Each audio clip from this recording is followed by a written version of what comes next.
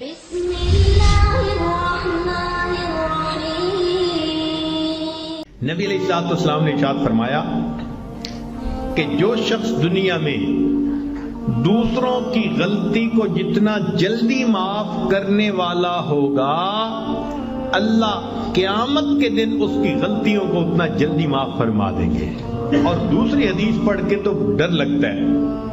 نبی علیہ السلام نے فرمایا کہ اگر کوئی بندہ دوسرے سے غلطی کی معافی مانگے اور فرمایا کہ اگلا کہے میں معاف نہیں کرتا، نبی علیہ السلام نے فرمایا یہ جو کہہ رہا ہے نا میں معاف نہیں کرتا، یہ قیامت کے دن میرے سامنے حوض کوثر پہ حاضر نہ ہو۔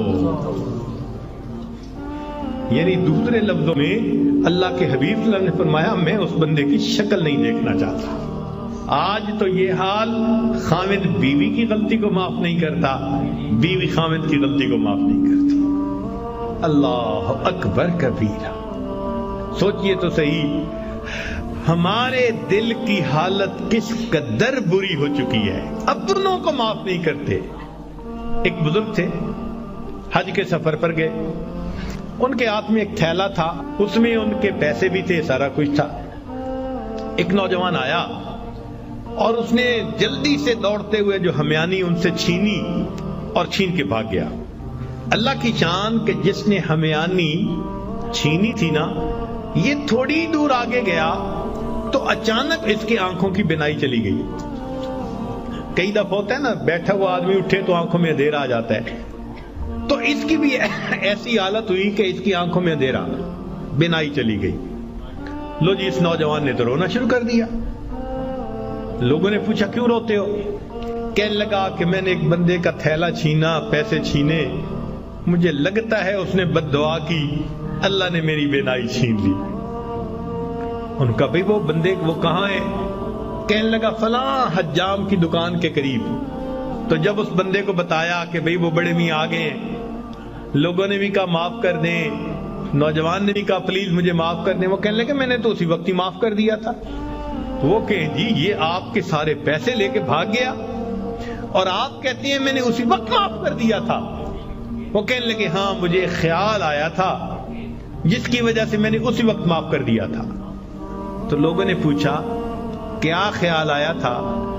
تو وہ بڑے میاں کہنے لگے کہ جب یہ میرا تھیلا لے کے بھاگ گیا تو میرے ذہن میں خیال آیا قیامت کا دن ہوگا اور میں اگر اللہ کے سامنے مقدمہ پیش کروں گا تو اس بندے سے حساب لیا جائے گا، اور جتنی دیر میرے اور اس کے مقدمے کے فیصلے ہونے میں لگے گی، آقا صلی اللہ علیہ وسلم نے فرمایا میں امت کا حساب مکمل ہونے سے پہلے جنت میں نہیں جاؤں گا۔ تو خیال آیا کہ جتنی دیر میرے مقدمے میں لگے گی، میری وجہ سے میرے آقا صلی اللہ علیہ وسلم کو جنت میں جانے میں دیر لگے گی، میں نے معاف کر دیا، نہ مقدمہ پیش ہوگا نہ میری وجہ سے میرے آقا کو دیر لگے گی۔ آج ہماری اگر یہ سوچ بن جائے تو ہم ہر ایک کو معاف نہ کر دیں کہ ہماری وجہ سے تو ہمارے آقا کو دیر نہ لگے نا جنت میں جانے میں۔ ہم بھی اپنے گھروں میں اپنی بیٹی کو، اپنے بیٹے کو، اپنی بیوی کو، اپنے بھائی کو غلطیاں ہو جاتی ہیں، باتیں ہو جاتی ہیں، تو بجائے دلوں میں کینہ رکھنے کے اور بجائے دلوں کے اندر دشمنی پالنے کے، ہم اللہ کے لیے معاف کرنے کی عادت ڈالیں۔ یہ نبی علیہ الصلوۃ والسلام کی عادت مبارکہ ہے۔ اللہ ہمیں اس سنت پر عمل کرنے کی توفیق عطا فرمائے، اور اس کے بدلے اللہ قیامت کے دن ہمارے قصوروں کو معاف فرما دے۔ میرے دوستو، ہم اس کے زیادہ محتاج ہیں۔ دوسرے نے تو ایک غلطی کی ہوگی اور ہم نے پتہ نہیں اللہ کے کتنے گناہ کیے ہیں۔ اگر ایک غلطی کو معاف کرنے پہ وہ پروردگار سب گناہوں کو معاف کر دے تو سستا سودا ہے۔ اس لیے جب بھی کوئی معافی مانگے یا نہ مانگے، اللہ کی رضا کے لیے اللہ کے بندوں کو معاف کر دیا کرو۔ اللہ تعالی ہمیں اس صفت کے ساتھ بقیہ زندگی گزارنے کی توفیق عطا فرمائے۔ وآخر دعوانا ان الحمد للہ رب العالمین۔ لا الہ الا اللہ محمد رسول اللہ علیہ